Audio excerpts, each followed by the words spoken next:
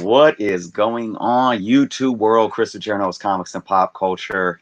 For all those watching on the playback, as I always say for my live videos, you might want to fast forward through the first 60 seconds just so I could take some time to get some viewers in. This was not a planned live show, let me just state. So this is just something that I wanted to get off of my chest. A lot of things on my mind and a lot of things that I wanted to let my viewers know. Um, Starting off with the fact that um, we are still currently in a crisis where we are still sheltered in place, locked down, and I've really been enjoying my time here on YouTube with my viewers, with my subscribers, and all the other community members over the last month or so, and it's really given me the time to put some more thought into where I want this channel to go in the future. And I wanted to just provide some context for my viewers, for all of you guys, and say that I am going to really get an outline together to make sure that this channel is the best that it could be for all of you guys. So a few key talking points right now. Number one is quality. Now, I understand I've been doing YouTube for a long time. I know a lot of you guys out there that do YouTube yourself have been doing it for a long time, and I'm never one to sit here and state that what makes a good channel is quality. What makes a good channel is really the quality of the individual, right? And this is a community that welcomes everyone. Whether they have a big comic book collection or a small one, whether they collect toys or they're into Star Wars, whether they just record their videos on their cell phone or they have a nice multi-thousand-dollar setup. It really doesn't matter at the end of the day for a lot of us, as long as we are good, genuine people showing off awesome stuff that we all enjoy. Now, with that being said, I still think quality of video matters. It helps out for the viewers, and I want to be here to provide you guys with better quality moving forward. So I am looking to update my camera. I think one huge thing about camera quality when it comes to comic book YouTubers is we want to be able to show off books and have the viewers be able to see those books nice and crisp, because when we show books, and I'm using a camera right now that's 480, okay, 480p. And if I was to do a video stating, help me name this book, or grade this book, sorry, name the grade on that book. Like, you guys are like, well, it's hard enough right now because I'm just looking at it through a camera. But again, it's not really presented well to you guys. You guys aren't going to have a lot of fun interacting with me, asking you for your input, right? So I think when we watch comic books, and I know we like to see, live vicariously through other collectors. We watch haul videos. We watch, individuals show off their runs, and I do that a lot, and I take a lot of requests. So when I'm showing off my comic books, I want to make sure that you guys can see them as clear as possible. So hopefully I can update my camera soon, and again, update my quality for my viewers, man. I really want to make that happen for all of you guys. And I'm just looking at all these comics and just imagining it when I get a new camera, to be able to be excited for you guys.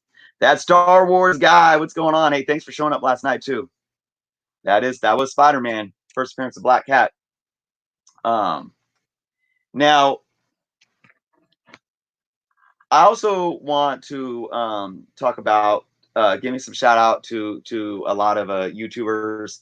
I had a very deep, controversial live stream last night, and I know it wasn't for everyone, but I think it was stuff that I needed to get off my chest. I think it's something that a lot of viewers came in and discussed some positive things, and it wasn't very fun necessarily because it was so deep and heavy. Simon, what is going on? The point I'm bringing this up is because there was a comment by someone today on that video, and they talked about, now that you got that off your chest, I hope it's cleared the air, because I'm gonna come to your channel. I want to have fun, and I want everyone to know the point of that video was to get through the ugliness, get through some divisiveness that's always going to be there. We talked about it. We put it on the table. It's always there on my channel. If anyone else wants to, go reference that and watch that video. It's long. You can just skip through parts. If you want to look at key talking points that I addressed on how do we ignore the ugliness and just focus on unity in this community, check it out. It's always there. But I ended that live stream last night talking about the fact that the best way that we continue to be a strong, unified community is by ignoring the BS, ignoring it, okay? And then just understanding how to be the best people that we can be. You know, learn how to respect each other in this community, learn how to have different opinions and still be family at the end of the day, and learn how to communicate with each other and be able to communicate with each other even if we don't agree all the time. And it's that simple, because at the end of the day, all that matters is all of this fun stuff that surrounds all of us, right? So wanted to put that out there, clear the air on that note. I want to give a shout out to, where's my book? I have my book. Here it is. I want to give a big shout out to Alex, the comic porter. He was utilizing this Overstreet Guide to Grading Comics on his channel a couple weeks back. I loved how he was utilizing it, what he was doing. So I picked it up. I just barely started diving into it. I found it on Amazon used for like $7, I think, plus shipping. So, and it's in nice condition. Anyways, I'm going to start reading this. I really want to, you guys probably know, a lot of you, I really enjoy talking about the state of graded comic books, CGC, all the other companies, pros, cons, you know, current state of market, all that stuff. So I'm going to read through this book. There's a lot of good talking points, but guys, if this is something that interests you, check this out. Once again, shout out to Alex Comic Porter for referencing this, because I did not know about this book. Like I said, I barely went through it right now, but it's really in depth into grading and whatnot, and fabulous, awesome stuff, awesome stuff. So I also want to give a couple shout outs to I want to give a shout out to Matt, the boy who had 7. First off, just for all the work that he's been doing these last couple of weeks. We know with the passing of OMG Chris, he really like headed the and organized the live stream auction that raised over $10,000 for OMG Chris and his brother Sean. Just amazing. I just want to give a big public thank you to him. And I want to give a shout out to him as well, and also to Don Comic Book Junkie for reaching out to me and asking for to do some commissions. And I hope that's okay that I'm publicly saying this. But they did reach out for some commission pieces. And I wanted to thank them publicly, just because I appreciate them recognizing that right now that is what is driving my income. So if anybody else is interested in some commission pieces, let me know. Obviously, as an artist, it helps me to have something to do to produce income during these times. So I'm extremely grateful and thankful for them reaching out. Linkovich, what's going on? Star Wars guy, Avengers versus the Justice League. That's a tough one. It really is. I think it's a draw. But you know, Batman, he's so meticulous. He could take out anyone, man. He's so, the way his brain works, even though he doesn't have any superpowers. Jerno, what do you think about people saying Marvel is better than DC or DC is better than Marvel? Hey, man, you know, to me, I like both. Hey, me too. And it's all subjective, man. You know, art, that's the beauty with art. And that's why I think utilizing the arts, especially comic book and pop culture, we can utilize these platforms to realize that when we disagree with things, it's not that big of a deal.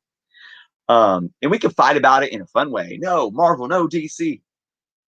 I grew up more of a Marvel fan, but I also read Batman, and I also was huge on the death of Superman, and I read a lot of Superman in the early 90s. So, you know, it's preference, man. And then now you look at different medias, you know, like personally me, Marvel is killing it in the movies. And that has nothing to do with the comic books, right? But DC like was ahead of the game with the Superman movies, and then extremely changing the game with the '89 Tim Burton Batman film. It took Marvel a while to catch up. You know, so movie wise right now, MCU, hands down. Comic book wise right now, I don't know. DC, I think, is really, really driving it in with some good storytelling. They've been doing that for a good maybe for the last decade. Not to say that Marvel doesn't have good stories right now, but so it's hey, it's give or take. And I think I said last night that I think my collection is 70 to 30% Marvel to DC, 70% Marvel, 30% DC, or maybe 60-40. I don't know, 65-35, somewhere around there. But still, I love both. I love both. More of a Marvel head, but it's all it's preference. Simon says a lot more things that we all have in common than we have that makes us different. Just need to keep it positive and keep out all the noise. Realize we're just blessed to have this community. Absolutely, man. And again, I'm doing this stream today just to talk a little bit more about the fact that here we all are. Like, let's utilize technology for the positive as a way to bring us all together. We are in the age of information. We are more misinformed than ever, so it seems. We have a way of gluing ourselves to social media, and I call it meme mentality, meme culture. We are so quick to see a meme, take it as fact value, share it, and then it goes viral. And the more we start believing information that isn't validated by fact, the more the reality around us actually gets altered. This is actually very scientifically factual and psychologically factual, what I'm talking about. It's dangerous when we start perceiving and believing things that aren't based on fact. But, that's our own faults. That's not technology's fault. It's our own faults for mishandling technology. Technology can be the biggest negative thing that could affect mankind, but it also has the power to be the greatest thing to affect mankind.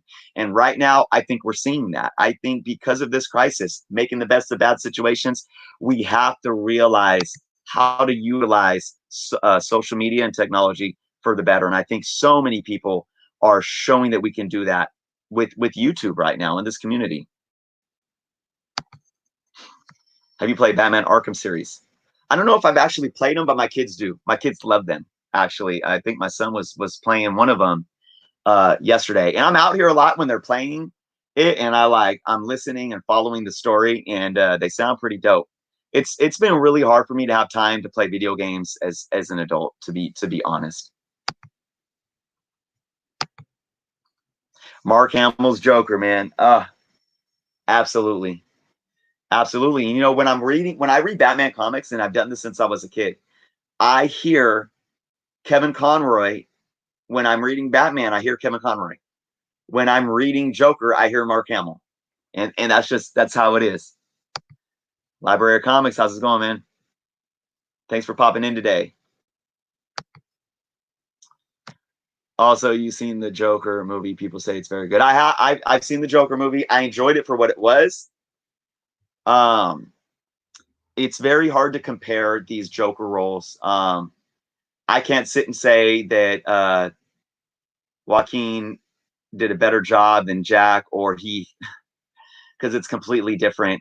Honestly, my critique, my not negative critique, but it is a kind of devil's advocate critique of that movie, was it would be really hard. And I know they pulled in Easter eggs to set Batman up to say, look, it is in the same world as where Batman was.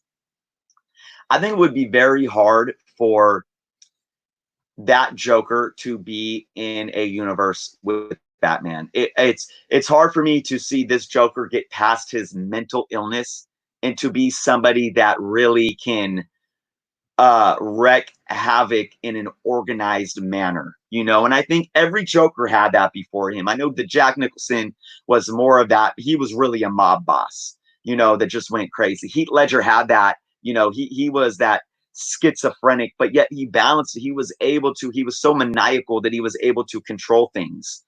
I don't see this Joker being that. So that's my one critique, is I really don't see this Joker coexisting in a universe with superheroes.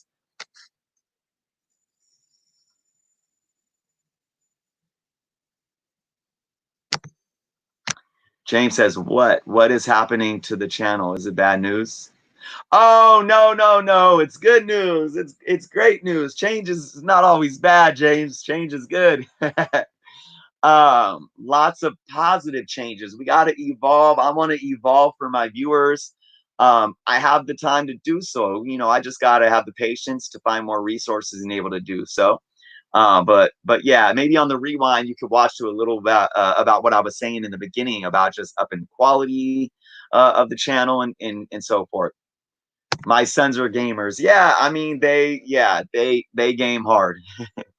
I mean I set limits. I set time limits on their gaming, but yeah, my youngest, he is a master builder in Minecraft, and he also plays the Lego games, and he creates characters. Like he has the a DC Lego game, and he's created Marvel characters in that game. He's created Power Rangers in that game, so we can be really creative within those Lego games. It's pretty awesome.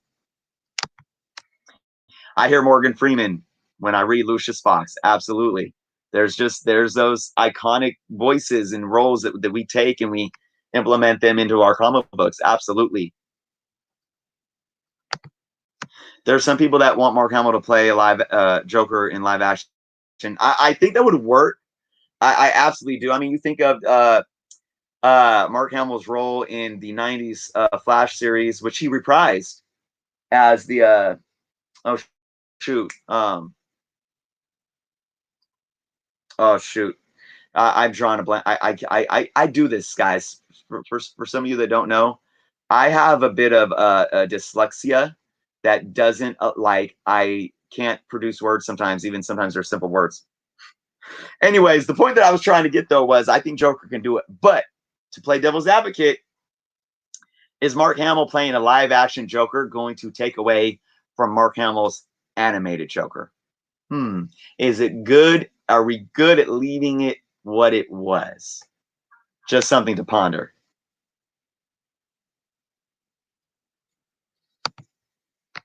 Nice setup you have there. Thank you. Actually, that's another thing I wanted to bring up in this video, in this stream, is that I am in the middle of reorganizing my stuff and cleaning this room to get my 2020 room tour going. I want to be able to do it by next weekend. That's something that I love doing. It's really big. Room tours are one thing that brought me into the YouTube community. So for those that enjoy that, I will be hopefully doing that next weekend. And I want to make it. I really like my last room tour. I didn't change too much, but this one I think it's going to be a lot of changes. And you guys can go look back through the years. I think I have 3 so far. And no, yeah, 16, 17, no, 4. 2016, 2019, and then this will be my 5th one. And I think there's going to be a lot of big changes that a lot of you will definitely enjoy. So yeah, that's definitely another thing. Man, so much that I could talk about, but I just again I wanted this to be a just a quick little live stream, just discussing some of these changes.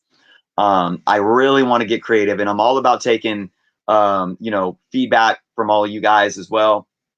I want to start doing live shows more. I only did my first live stream like a month ago, and I've had this channel for what, almost 4 years now, and I did my first live stream a month ago, so it was long overdue. And I'm getting the hang of this thing now, and I think I can really start implementing it. Maybe even do one live stream a week and keep it fun to where I can, involve some of my viewers, some of you guys, to make it be more fun. So again, I'm open to suggestions, and yeah. So man, it's just I just want to say how grateful I am for this community right now. I'm also open to having special guests on. If some of you have your own YouTube channels, or you don't mind getting in front of a camera and we could do a show with some special guests. I'm definitely open to doing that. I think having open discussion is key. I don't like to see this as a one-way discussion because I'm still here communicating with you guys, but you only get to see my face and hear my voice, so it makes it better if we can implement more people, get more people involved. That's something that I want to implement on my channel as well. I think it is extremely, extremely healthy to have these open discussions, because I'll tell you what, as a collector I've been collecting comics for over 30 years. And You know, I got out of it as a teenager, got back into it around 2005. And even in these last 15 years, I have learned so much more about comics over the last 5 years from watching YouTube and being a part of this YouTube community. So having these discussions is huge for all of us, and it's extremely healthy for the comic book market and for, you know, this comic and pop culture community as well. Hey, what's going on, Cody?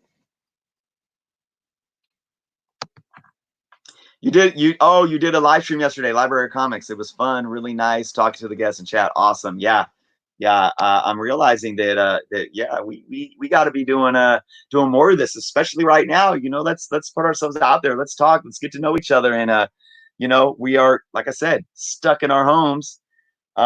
It's great. Let's talk about what we're collecting. Let's talk about what we're reading. Let's talk about how we grade comics. Let's talk about if we're, you know, utilizing CGC, not utilizing CGC. Is there other grading companies out there? There's so much to talk about. Toys, video games, Star Wars, movies, Disney Plus. I mean, it's endless right now. And there's a lot of awesome things going on in this community, and a lot of awesome YouTubers to check out during this time as well. So, well, guys, if anyone, I appreciate everyone that joined right now. If anybody has any other anything they would like to say, any questions they would like to ask, I'll take a good few minutes to answer. I didn't want this live stream to be extremely long and drawn out, but yeah, let's hear some thoughts or questions. That Star Wars guy says, "Hey, Jerno, what do you think of the Punisher TV show?" Man, I loved it. I loved it. I am, you know, like I absolutely love what Marvel is doing with getting everything under Marvel Studios and getting rid of Marvel Television. I do. Um, I think it's the best decision moving forward.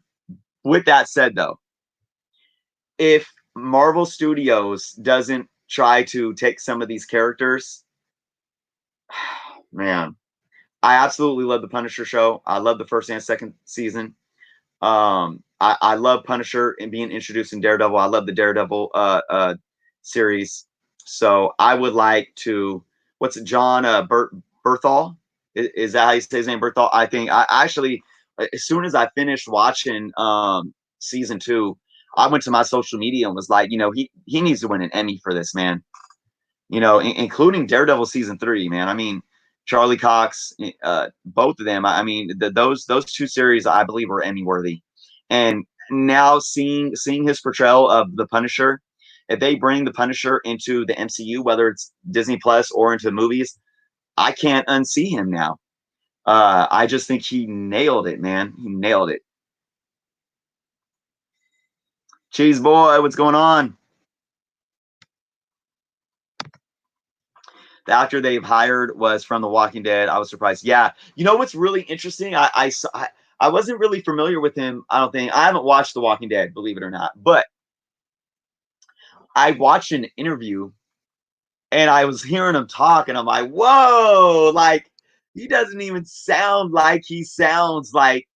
And he had a completely different look on. Like I think he had like his hair was. Did he have long hair? I think he had long hair, and he was just talking in this like more like quiet, polite tone, and I'm like, whoa, because you know, in the Punisher, he's like, you know, when he's got that deep, you know, New York accent, man, he just killed it, man. He embodied that character like crazy.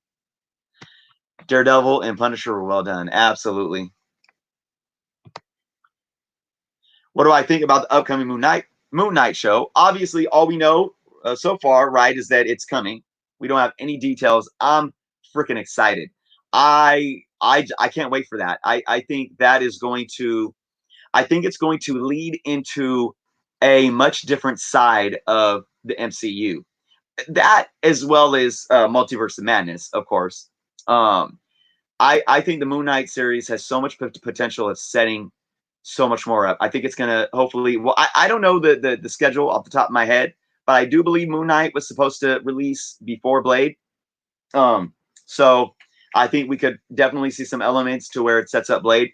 Um, and you know, it really, and not because of speculation reasons or anything like that, but it's making me want to collect more Moon Knight books. And another one, I don't know why I didn't collect much Moon Knight as a kid. So I wanna try to get more Moon Knight books and dive more into the character. And that's another thing I like doing too, is I'm not going out, oh, they're gonna be in a movie, I'm gonna go speculate on them. Not even for that reason, just because before I go into a movie, I like to read more about the characters. The Eternals. I didn't read much at all about the Eternals. But when I heard they were announced, I was like, I wanna read. I mean, I'm obviously I'm speculating. I want to go find deals on these books before they get too crazy. I refuse to buy an Eternals #1 right now. But I went and I got the reprint one shot that they did of Eternals, of some of this late Silver Age or early Bronze Age what if books, and I started reading about them, and I started reading the 1980s series, because I want to read about the characters before I go watch the movie. So definitely want to do that more with Moon Knight as well. Did you get a chance to listen to Falling in Reverse yet? I have not. I have not. I came off that live stream last night. I had not eaten all day. I had a bit of a migraine. I went and ate, got my kids, situated into bed, and then I went into bed and freaking, man, passed out. So, but I'll definitely check them out. I have them in my noted in my email. Spawn versus Scorpion and Spawn versus Ghost Rider. Man, I think I think Scorpion has a chance to. Wow, I think Scorpion has a chance against Spawn if he got him by surprise. Uh, it's just I think this is a never-ending battle, even with Spawn versus Ghost Rider. I think both of these could go both ways, but ultimately, because of who they are and how they get their powers, they're going to keep coming back. Because if Ghost Rider, I mean, I just think making deals with demons and devils, I think if one of them ends up getting mortally wounded and killed, they're just going to keep coming back. So that's going to be a never ending versus right there. You should collect Werewolf by Night at Tomb of Dracula. Yes, I have. Now again, I wasn't really big on horror growing up, but where is my? Let's see. N P S. No, that's Superman. Oh, is it down here? Nope. That's more Star Wars. That's more Star Wars. Ah, there we go. Yep. T. I have. We got Tarzan, Tomb of Dracula. Tomb of Dracula.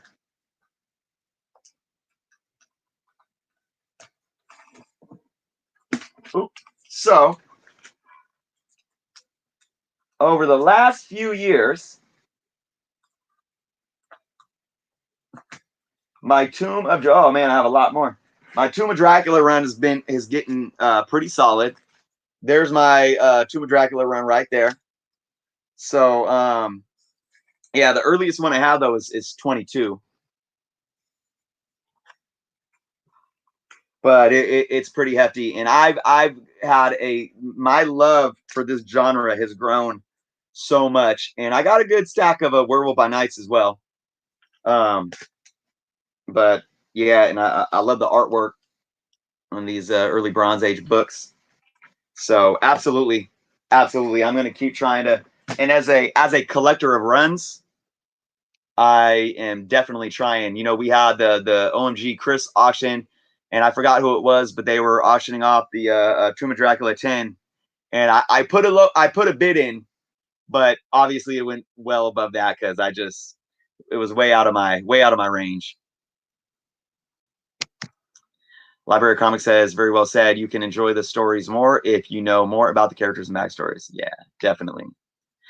I think it can go both ways too, especially I think with the younger generation. I like how, and I've seen this with my kids. They'll watch the movies, and then they'll get so hyped up about the characters, they'll come home and be asking me, hey, you know, they're going through my books. I mean, they have their own books too, but you know, they'll like me and my oldest, who's always been a Batman fan. We watched the Nolan a few weeks back, and after watching them, he was going through all my trades because I have a lot of Batman trades, and he's been reading all of them. And I ordered a couple used trades off of Amazon for him to read too. So you know, it's cool because I think that you know, love just for the genre, whether it be in the comics or the movies, can kind of go both ways, and they tend to inspire each other. Spawn gets godlike, yeah. I stopped reading Spawn at a early in the run. I think I was collecting it as a kid. I think I collected like the first 12 issues. What I do believe Ghost Rider and Punisher teamed up. Was it in? Oh man, I want to say it was in Spider-Man, one of the Spider-Man runs. I can't think of it off the top of my head. Lisa, I think they did meet. Oh yeah, isn't that? Oh, Cosmic Ghost Rider. I'm assuming that would be a newer one.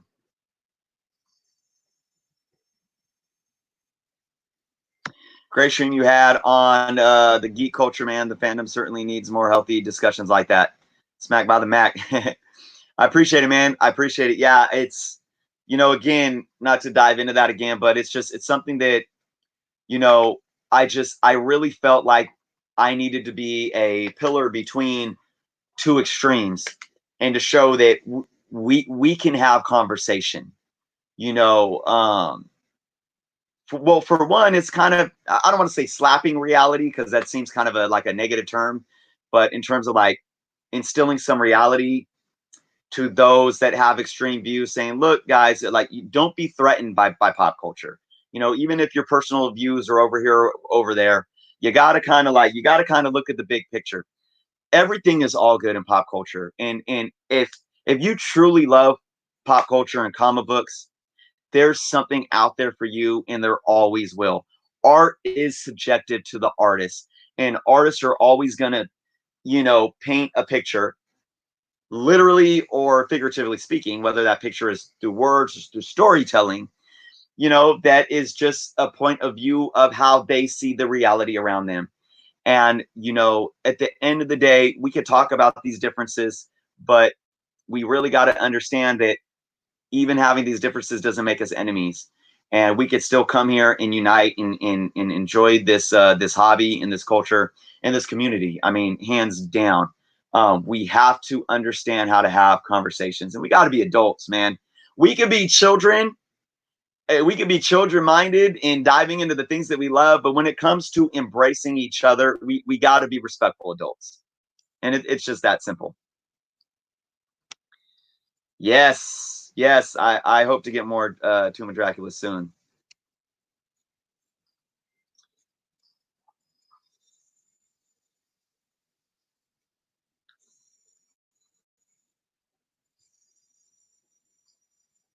I'm sure he loved Nightfall. Yeah, I don't think he's read Nightfall yet, but he was asking me about that after we watched the Dark Knight Rises, and I told him about that.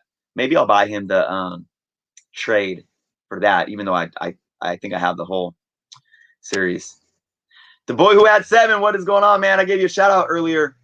I was just thanking you for all that you've done recently for this community, of course, through, you know, tragedy, and even the tragic times that we live in with this crisis, and really, you know, putting your all and your energy into bringing people together, man. And I am grateful, and you are a great model to all of us, and I really appreciate you. And then off top of that, I've been, you know, enjoying your channel as well, man. Your life, guys, those watching, if you haven't checked out The Boy Who Had 7, go check him out. He does a awesome show. I can't. Oh shoot, what's it called? I can't think of it off the top of my head. I'm sorry. I was just talking about. I'm bad with words sometimes. Like I have brain farts. But if you want to drop the name of the show, but awesome creativeness for your channel, man, for sure. Storylines was one of my faves. Yeah, definitely for Nightfall. Cheeze Boi, I do not own any statues. I think, well, for one, as much as I love toys and can get into statues, like that price point, the price points on statues, I would just rather buy comics, you know. And actually, I haven't bought comics. Excuse me, I haven't bought toys in a while because when I have expendable income, I want to buy comic books so much. The one toy that I like to buy a lot more than others is Transformers for two reasons. For one, actually, I'll buy some for my kids or for my little guy because he loves them so much to play with, and I like to play with him. Um, but of course, a lot of them I keep and I don't open them because Transformer toys have a very high resale value, and it's in their marketing and it's how they market their product lines. And actually, I really plan on looking at when my kids get into college, taking all of my Transformers collection and being able to hopefully sell that to earn a good amount of money and make an amount of money as an investment to put to college for my kids. 713 Comics, thank you for stopping by. I appreciate it, man. Star Wars guy, thank you, man. I really appreciate the positive words. You guys are just as awesome for being here.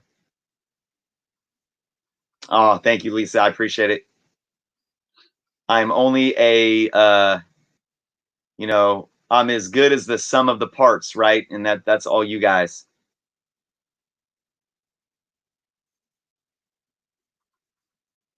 713 says he hasn't touched his comics in 2 weeks, but played a lot of Warzone on PS3. I stated before too, yeah, I have been playing more video games. I've been playing the original Contra game with my son. The NES Contra. So that's been awesome. I downloaded the arcade Pac-Man because it was on sale for $2. And then I've been playing my league in 2K basketball. So I've been trying to make some time playing some video games for sure.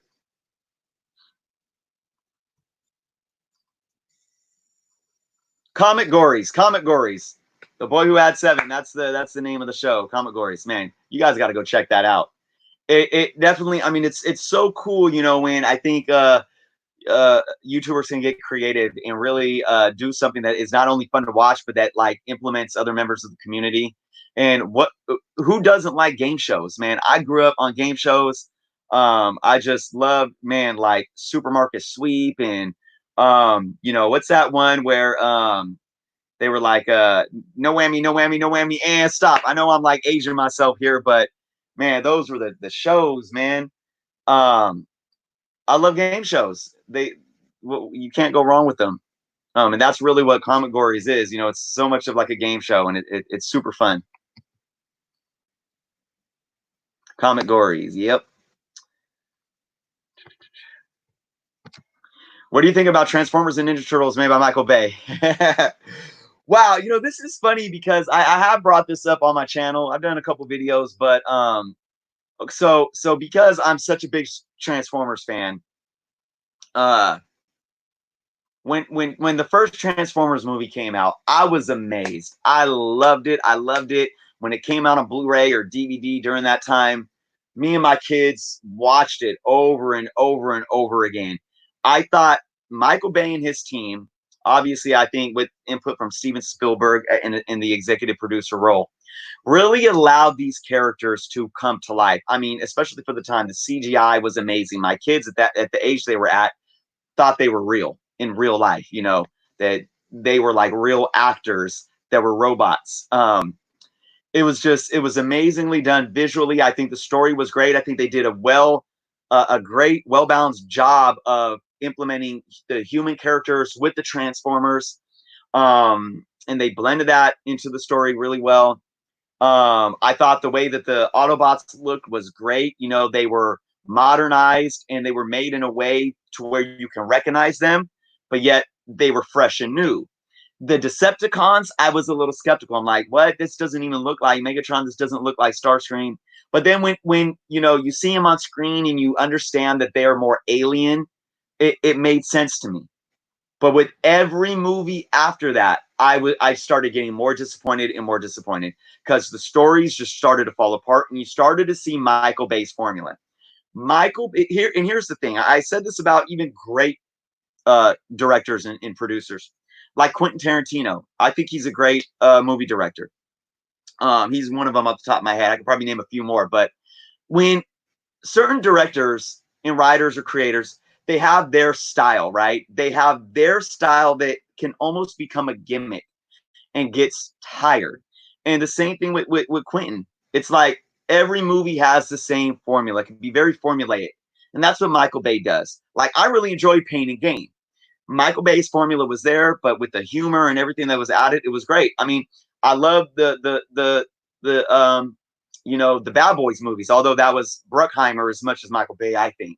Those early movies that they did together, they were a little more fresh because you had Bruckheimer bringing his thing to the table. But Michael Bay's formula is just done to me. It's tired. I tried, what was that one on Netflix with Ryan Reynolds? Dude, I watched like 25 minutes of that and I had to turn it off. It's just, his formula is just tired out. And to bring that so much into the Transformers, and this is how I said it. It's like each Transformers movie was more on PCP than the next. And the story and the plot was just kept eroding more and more. You got more away from the Transformers and just more focus on the humans. And one of the biggest things that I didn't like was the fact that the Transformers stopped looking like Transformers to such an extreme degree. It got ridiculous. And the caricatures that they were making the Transformers out to be was just taking it so far away from the Transformers. So with that being said, when you look at Bumblebee and how they incorporated the characters in more of a G1 look, it showed you that Michael Bay had no reason to take these characters so far away from a G1 look. You can have a G1 look on the screen and yet make it relevant to the big screen, make it modern, make it realistic, and make it work. So I'm at a point where I despise Michael Bay. I hope that he does not touch another Transformers movie whatsoever. I hope that they take the success, and I'm not saying that the Bumblebee story was the greatest or whatever, but it was the most satisfied I was coming out of the theater watching a Transformers movie since the first Transformers movie. As for the Ninja Turtles, I don't have as much concern with that. I know Michael Bay wasn't he just, I think he was just a producer on that. I think they were extremely entertaining. You saw Michael Bay elements to where sometimes it was over the top, the big explosions, the slow motion scenes. I'm like, okay, get on with it, right? But I think overall they were entertaining. For me, as a Ninja Turtle fan, nothing will beat the original Ninja Turtle movies. And they did all that without, fancy CGI technology and whatnot. So I know that was kind of long-winded, but man, that's a topic that I'm passionate about. What is up, Don? I gave you a shout out early in the show too, because I appreciate you right now, man. And I appreciate you reaching out to me. And continuing to do what you do. And Don is a frontline worker right now. Him and his wife are frontline workers. And I appreciate them for all you guys that are frontline workers right now. I don't care if you're, in the medical field or bagging groceries or whatever it may be, pumping gas, because I know a lot of states. I know Portland, Oregon, actually, the state. You have to pump the gas. The employees have to pump the gas. I cannot pump my own gas at a gas station. So, I mean, there's so many levels of frontline workers right now. And I just want to say I appreciate you all. Mail carriers, UPS drivers.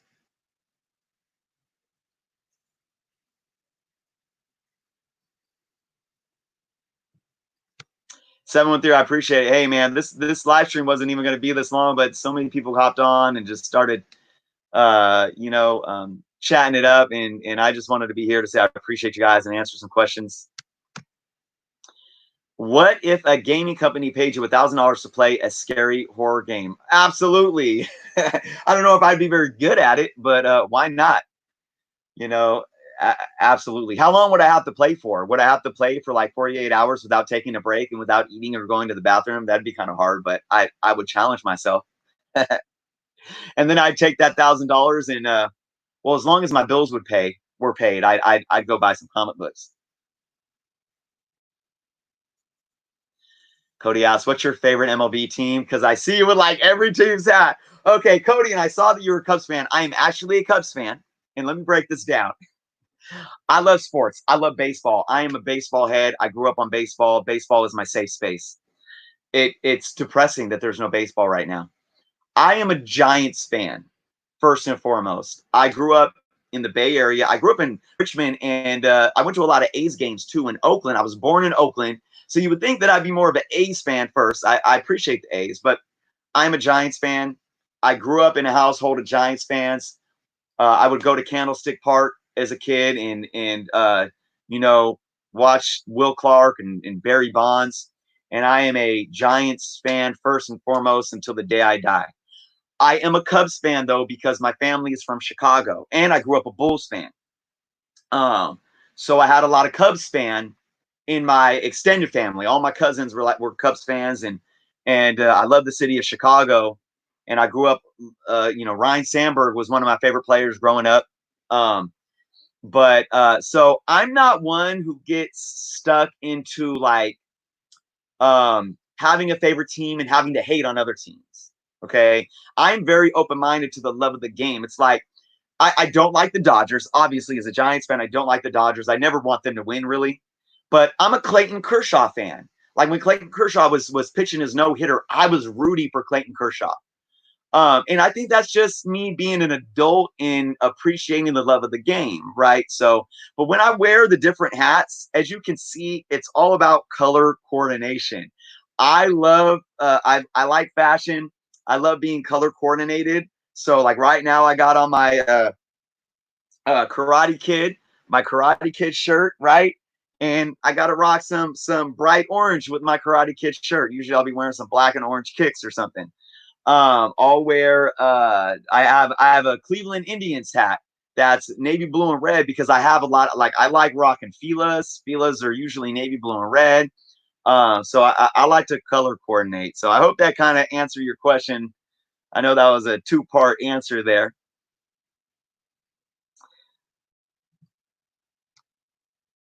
What about the most recent TMNT live action? So are you talking about the number two? I didn't like the second film as much as I enjoyed the first one. I mean, honestly, I could have done without him. I could have done without both of those. You know what I like? You know what I like better than the two Megan Fox Ninja Turtle films was the TMNT animated film, where I believe Chris Evans was the voice of was he the voice of Leo? He was a one of them, I think. Um, I really love that animated movie. Um, I would put that higher on my list before the Megan Fox, Michael Bay, Ninja Turtle movies. But like I said, I mean they were entertaining, and I it's not like I came out of there like hating them or like shame on them for making these movies. But it is what it is. I hope they can reboot the franchise soon here and really do it some justice.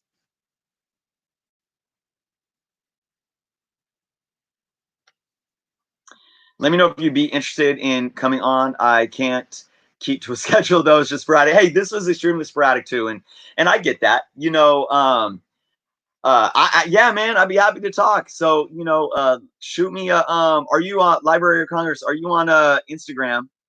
If you are, shoot me a direct message at journos_comics.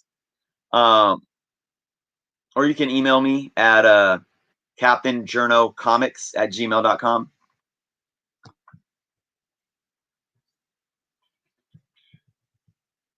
Let's see. I got a lot of catching up to do in these comments, guys. I'm sorry. I'm way behind. Oh my gosh. Cheeze Boi says, if you had to sell every book in your collection besides one, what book would you keep? Wow. I would cry. for a month, what book would I keep? I know exactly what book I would keep. And I have it right around here somewhere, I believe. I want to show you guys because it's very important to me. This is the book that I would keep. Where is it? Where is it? Where is it? I'm sorry, guys. This is such a great question. A depressing question, but great. So, if I had to sell every book in my collection, the one that I would keep would be this. This is the Random House collection of the first Archie Ninja Turtle Adventure miniseries. It's a 3-part, and this is the first comic book that I ever owned.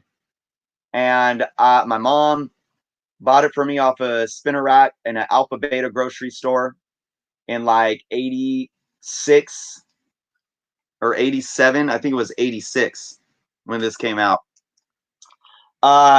It's beat up, it's wrinkled, it's read through. I did the crossword puzzle in there or word search in there. It's written on, and I don't care.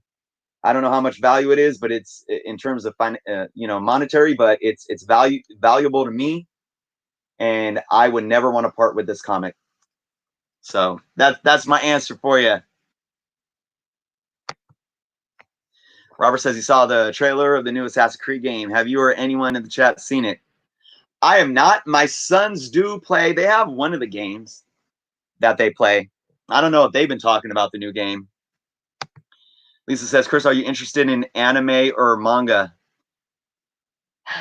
If you're talking about in terms of books, there's nothing that has piqued my interest to where I've collected it, but that doesn't mean that I wouldn't have an interest in it.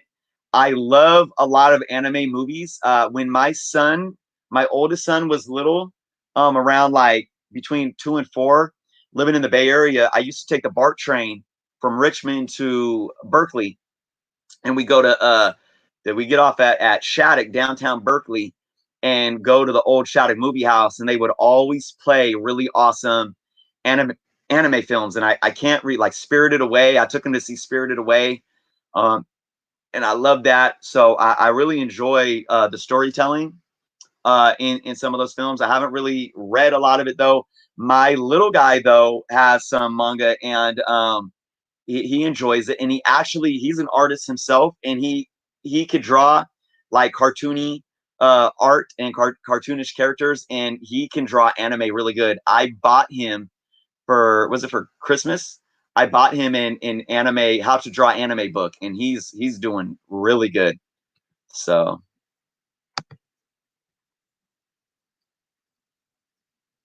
all right, Library of Congress is responding to a new Assassin's Creed game coming out.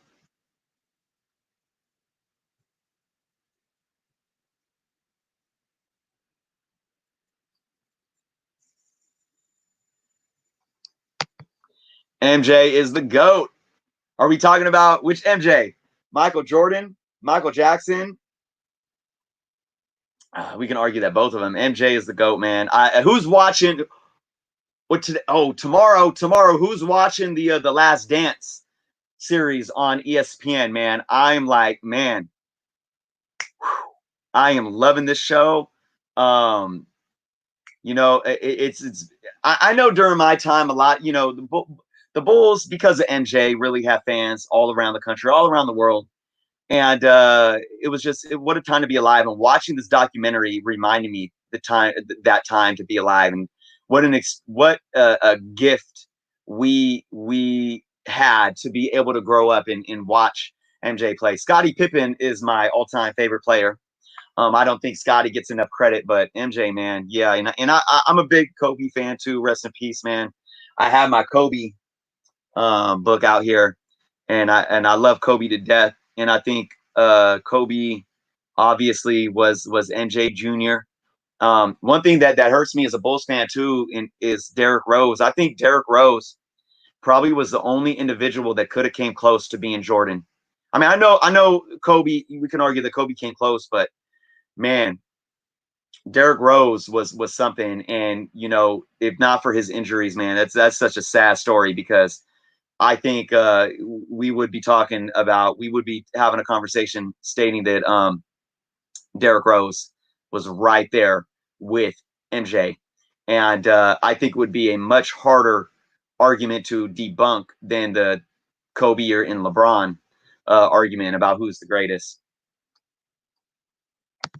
Cody says, at least you're not a Sox or Dodgers fan. Us Cubs fans have a vendetta against them. Yeah, I like I said, I'm not. I will. I don't. I can watch baseball or any sport and root for a team because of certain players, or root for a team if I think I want one to win more than the other. I really don't want the Dodgers to win ever. I said, Clayton Kershaw pitching a no-hitter, that's the fun of the game. That's different. And I like Clayton Kershaw as a person too, but yeah, I never really want the Dodgers to win. I've never really been. I was a Frank Thomas fan. I really liked Frank Thomas. I liked watching him play growing up. I had my sixth grade teacher was from Southside Chicago, and he would go back there. He would take trips back there every year. He would send me postcards from Comiskey Park and stuff. And he was a big baseball head. So he was a big Sox fan, but he had love for the Cubs too. So he had that duality, which I mean I can understand because like I like if the A's are in the playoffs, I'm born in Oakland, grew up, Oakland has been my stomping grounds, right? And I root for the A's. Same with the football, with the Raiders in the 49ers. I'm a big 49er fan, but I don't hate the Raiders. Like, I don't want them to not succeed unless they're facing off with each other. So if like the A's or the Raiders were in the World Series or the Super Bowl and they weren't playing the Giants or the Cubs or the 49ers, I'd probably want them to win. But if they're playing my team, then obviously I don't want them to win. So I don't know. I could see that same thing being for possibly for somebody that can appreciate the White Sox and the Cubs, but I don't know, man. Chicago's a different beast, and I can understand. I can understand the rivalry for sure. But I think it's different when they're in their own respective league. It's one thing if they were both in the National League, like when you had the Dodgers and the Giants both being in New York and being in the National League. I can understand how that dynamic is so really a rivalry and why it would be extremely cutthroat for sure. I love baseball, man. I play baseball. I watch baseball. I play baseball. My kids have played baseball every year. I love basketball too. I actually coach youth basketball. I've helped out. I've been an assistant coach on my kids team for baseball, but I coach youth basketball. I'm an intramural director too at a school. We don't do baseball though. We can't do baseball at the elementary school, unfortunately. But I love sports. Baseball, one thing, the Ken Burns baseball documentary. I remember watching that with my dad as a kid, and I have it on VHS. Still have VHSs. Baseball, it really impacted my life, and when I turned 14, I went down a really dark path, and I got out of sports. I stopped playing basketball, stopped playing baseball, and I regret that because I really had goals to play in high school and play in college and do something, and I ruined that. But hey, we learn from our mistakes in life. Lucky I came out of that dark road that I went down on, and can look at different positive things that I have going in my life. My kids, my son, my oldest son, he was a freshman this year, and he made the basketball team. He made the freshman team, and he didn't get a lot of playing time. And there's always politics and in these kind of small town type mentality of youth sports. But he keeps pushing, and I'm glad to see them active in something as well. And I'm glad to be able to coach now. To be able to coach and give back to the youth, man. I mean, that's bigger because you're really, my favorite quote by Tupac. I'm not saying I'm going to change the world, but I guarantee I will spark the brain that will change the world. That's what I'm doing by being a mentor to these kids. It's not just a selfless dream to want to go out and be some superstar major leaguer. To give back to these kids, you're giving them the opportunity of a lifetime. That's what the other folks were disappointed too. A lot of disappointment about these games, I guess. I don't know. Boy Who Had Seven says he loves the animated film. Yeah, absolutely. I've watched that movie at least like 5 times. Don, you're a Cowboys fan. I don't know if I knew that. You know, when it comes to football, I really, I can't stand the Cowboys just because growing up, I had to watch them beat the 49ers like what, 3 years in a row until we finally beat you guys like, was it, well, the one year, I think the 49ers in the early 90s, I think the 49ers faced off with the Dallas in the divisional round once and beat them. Obviously beat them in the uh, championship game in 94 to then make it to the Super Bowl and win with Steve Young. But I believe it was like the at least 2 years in there where you guys were the Cowboys won the Super Bowls. But you know, hey man, how can you deny that team with Troy Aikman and Emmett? Yeah.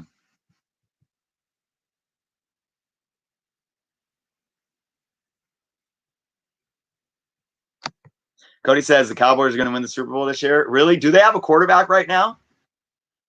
What is going on with them?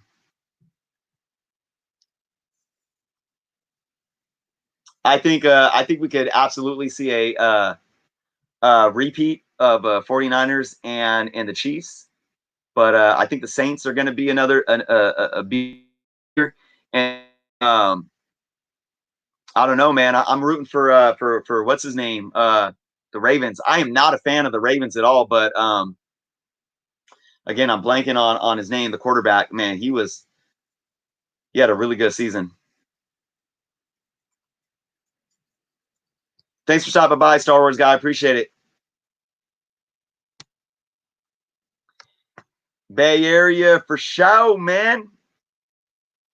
Yeah, man. My whole life, I'm in Sac area right now. For the last 8 years, had to move my family, move my kids out, and try to, you know, put put things behind me for the sake of them and raising them up in a good environment. But Bay Area all day long, man. Where legends are born. Cody says Cubs, Cowboys, Warriors. Awesome. Awesome. I'm a Warriors fan. I mean, again, it's like hometown, man, you know, and who doesn't like watching Curry and Clay and you know, in this team that's been on this run, man. I mean, they're so fun to watch, you know. But Bulls all the way, even through these years of them struggling, man. Um, Bulls will always be my number one. Bengals, huh? Rocking some orange today. I was actually rooting for the Bengals there when they had, you know, what's his name? Again, I'm blanking on names. And AJ Green, and they made it to the playoffs. You know, those however many years in a row, and they just kept falling short.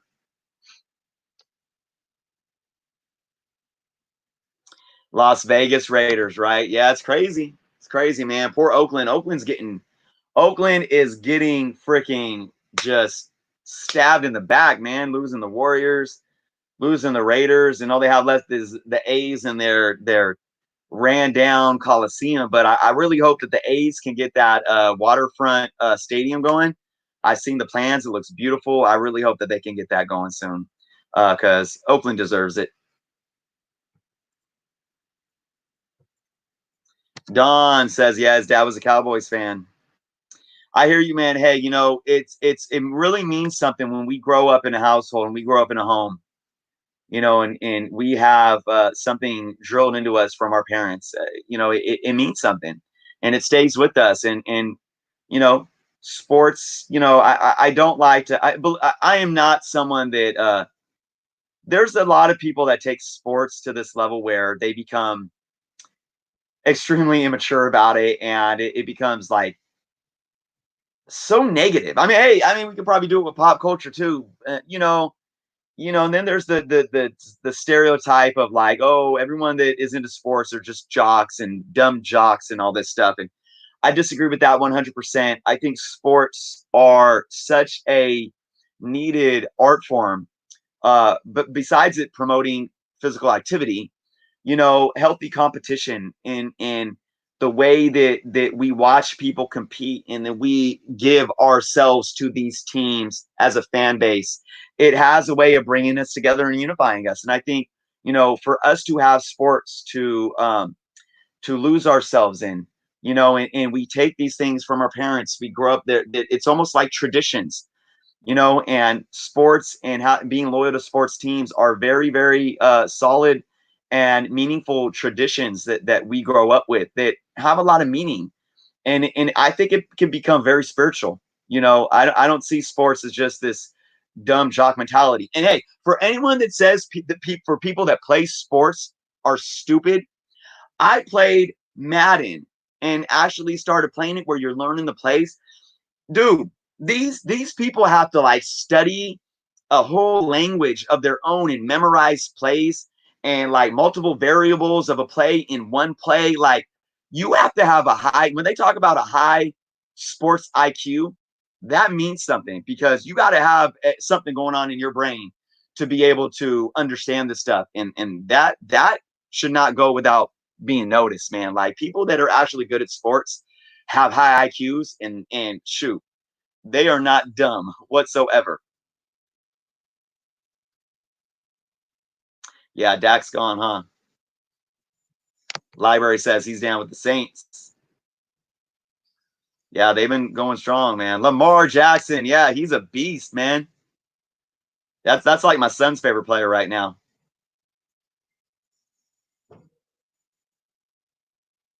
Thanks for stopping by, man. I appreciate it, man. Packers fan. Yeah, yeah. Aaron Rodgers, Bay Area. Bay Area.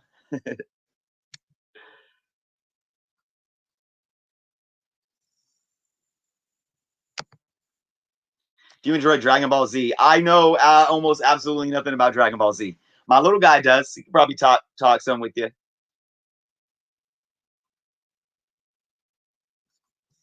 All right, guys, I'm gonna get through these comments and probably go eat some lunch. So I'll spend a few more minutes here getting through some of these. Cody's a big Dragon Ball fan. Raiders. What's funny is growing up a 49ers fan, the only game that I've been to, the only NFL game that I've been to are Raider games. I grew up around Raider fans, besides my family, all 49er fans. Funny story. I'll say a quick story real quick. I used to work at Starbucks when I graduated high school and started getting my life back together. I was like, I need to start going to school, like college. I need to get a good job. So I started working in Marin. I was living in Richmond, working in Marin. And Marin is very, very high class. It's one of the most expensive and richest counties in the United States. Very wealthy. And I started going to a community college out there because of their art program.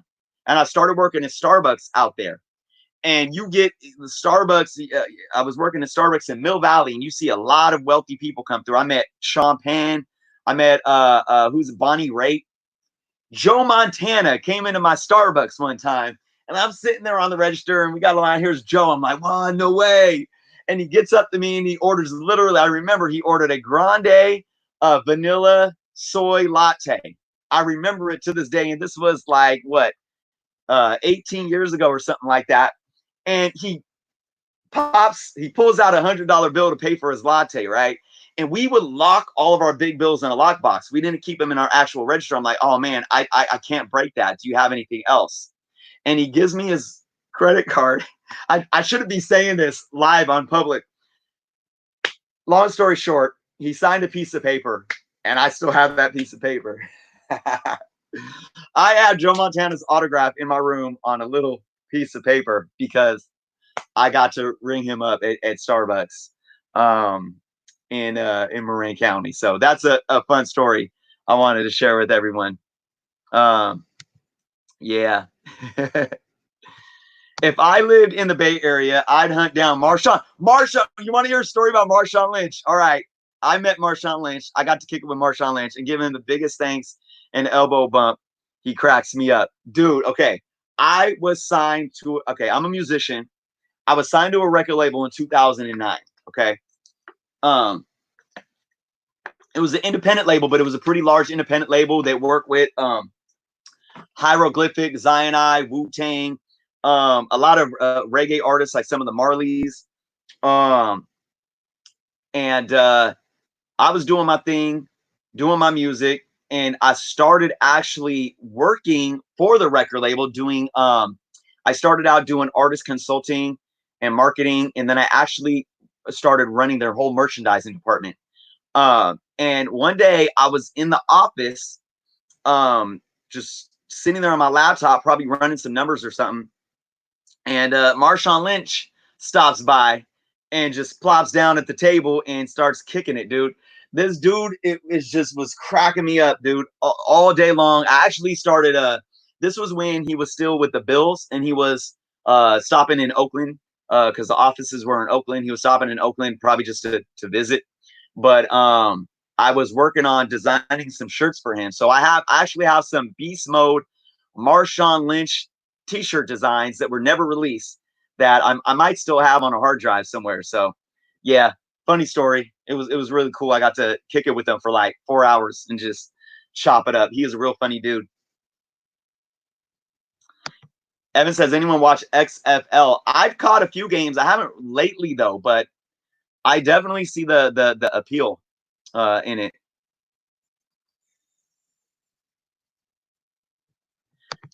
I think stupid about I think stupid.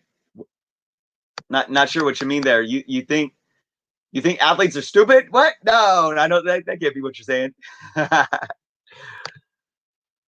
Jojo, what is going on? Raiders are coming to Vegas. I guess you're excited about that. I'm sure there's a lot of people that are excited about that. So many Raider fans though are probably extremely I know a lot of them that are extremely disappointed right now. Thank you for stopping by, Lisa. I appreciate it, man. I appreciate all you guys. Mr. Rand, what is going on? In the Carolinas, but Raiders all day. That's what's up, man. I still got my ticket stubs from going to my my Raiders game. I went to a game in 2000 and another game in 2001. I got to see Jerry Rice play. And as a 49er fan, that was big because I've never been to a 49er game, but getting him to see him play, even as a Raider, was awesome.